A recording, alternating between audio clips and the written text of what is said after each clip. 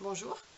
Aujourd'hui, je voudrais aborder un sujet que je travaille en psychogénéalogie, c'est le déracinement. Il y a des tas de gens qui sont déracinés donc de leur pays ou alors de leur ville, puisque le déracinement peut aussi s'entendre pour des personnes qui quittent une ville de naissance ou une ville qu'ils ont beaucoup aimée dans le même pays.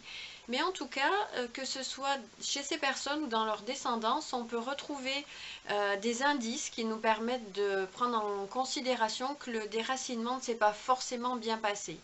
Alors premièrement, pour les gens qui l'ont vécu, eh bien j'entends souvent dire que ce sont des personnes qui se trouvent entre deux.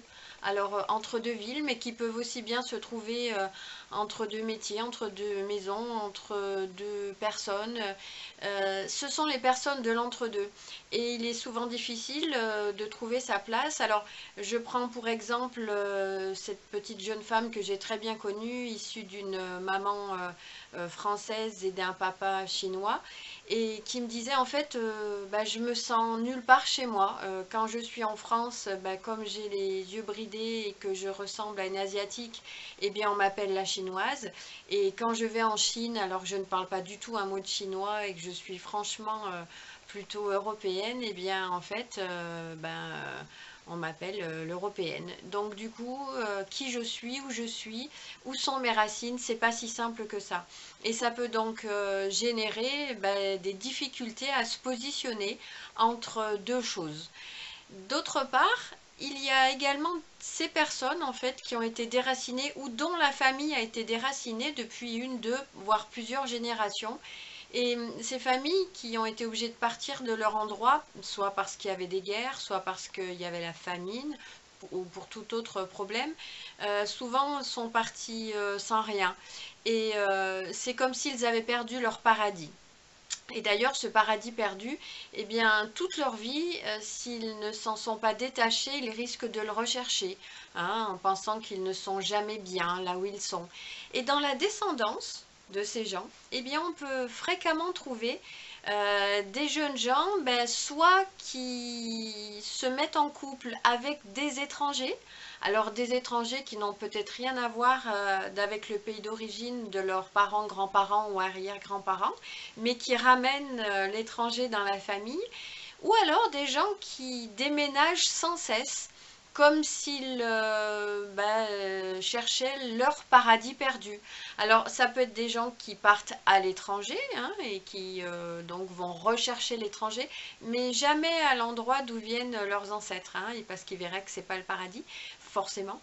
Et donc pour ces gens qui déménagent sans cesse, ça peut être sur le continent français, eh bien en fait c'est pas forcément qu'ils ne se trouvent pas bien à l'endroit où ils sont.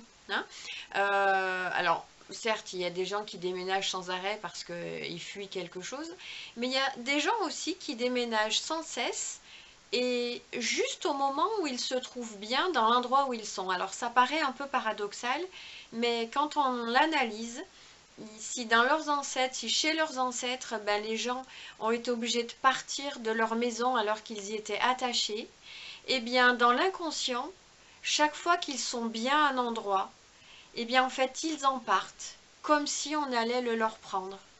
On préfère partir avant plutôt que d'être obligé de partir de cet endroit qui est notre paradis.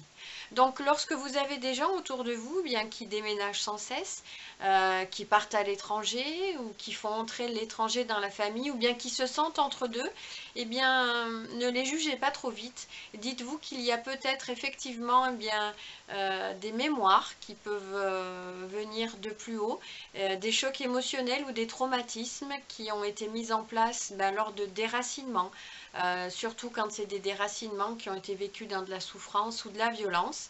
Et comprenez-les parce qu'effectivement, eh bien parfois si on change sans arrêt d'endroit, c'est pas qu'on est des instables, mais c'est peut-être parce qu'on est en train de rejouer quelque chose qui ne s'est pas réglé au-dessus. Voilà, donc je vous souhaite en tout cas une très bonne fin de journée. Je vous remercie encore de me suivre avec grand plaisir et à la prochaine vidéo. Je vous souhaite plein de belles choses et je vous dis à très bientôt. Ciao, ciao!